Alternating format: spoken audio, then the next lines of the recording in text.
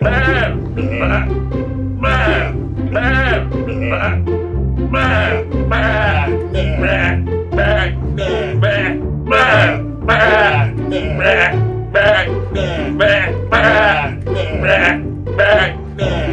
there, Brad. If these guys crash together like goats, wouldn't they stab each other in the heads?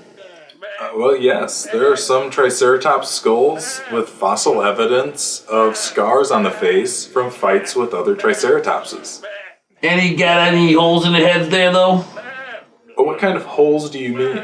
Between the eyes, man. Like a bad dude went, boom! Eye roll to her now. No. For real? All those Triceratops that lived over millions of years and nobody went for the brain stab?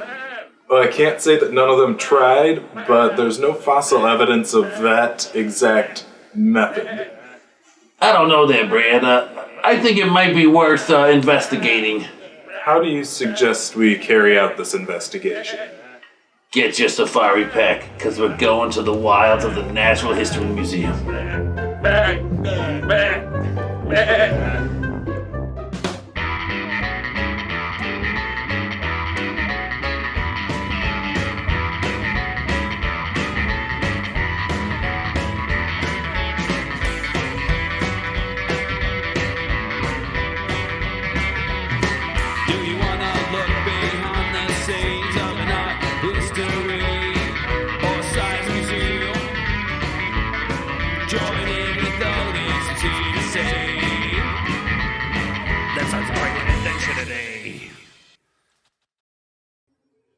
This is incredible! There's some big horns up there, and a lot of them have those holes I was talking about. Well, they have holes, but those holes aren't battle wounds. Scientists think that those may have helped lighten the skulls because they're so massive. Oh, that makes sense! Yeah, and they think that maybe there were membranes of skin that covered the whole frill with blood vessels near the surface for communicating to each other so they could tell other members of their species that they were in danger or pick up a mate. So, the frill was kind of like a billboard, but instead of saying, eat at Jack's Crab Shack, exit 224, it says, hey, get away from my herd, you T.rexes. Yeah, that's the basic idea. So, why do all those Triceratops look so different?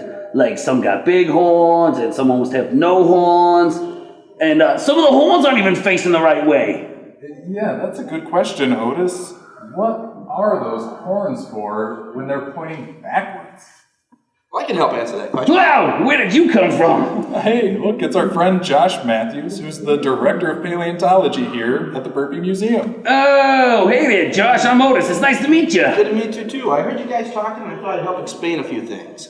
Please. Each one of these skulls up here are unique species from the group of horned dinosaurs. So, there's 9 types of horned dinosaurs in here? 10, including my buddy Homer. And these are just a few of the group of dinosaurs called the ceratopsians, or the horned dinosaurs.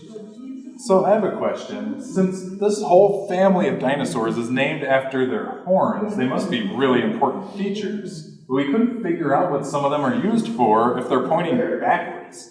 Let's think about modern animals today that have horns and antlers. A bison, a deer, elk.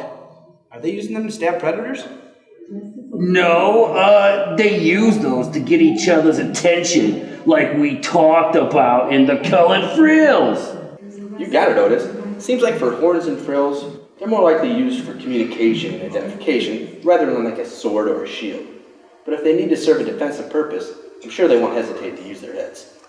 Well, what about those skulls over here? You tell me if I'm wrong, but I think those actually look like they're all Triceratops. Correct again, Odis. Let's go take a look.